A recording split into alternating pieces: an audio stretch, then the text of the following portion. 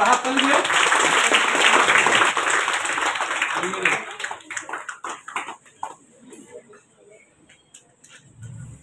বসতে হবে তো এখানে। কেকটা নিয়ে যান আপনি প্লিজ।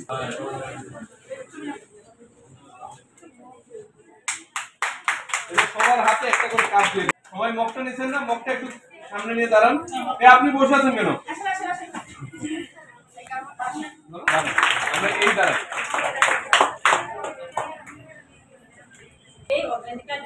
যদিও এখন সমাজে অনেকটা কমিয়েছে আগের চেয়ে দেখা যায়, কিন্তু তবু অনেক পরিবার এখনো দেখা যায় প্রায় 100 জন যখন আমার এখানে ভর্তি হয়, আমাদের কমিটির সদস্যজন আছেন, আপনিও ভালো জানেন ওদের মধ্যে কি স্বপ্ন নিয়ে আমাদের কাছে আসে। সারা বাংলাদেশে ব্র্যাকের মাধ্যমে এই জাতীয় কন্যা শিশুদের প্রতিযোগিতা হচ্ছে। তো উদ্দেশ্য হলো একটাই, আমরা কন্যা বক্তব্য রাখবেন। তোমাদের প্রতি নির্দেশনা একটাই, নিজের স্বপ্ন নিজেদের করার জন্য তোমরা তোমাদের গ্রামের সাহায্য সহযোগিতা করো, তোমাদের এগিয়ে আসতে হবে। কারো কোনো বক্তব্য নাই, কোনো বিরক্তি নাই।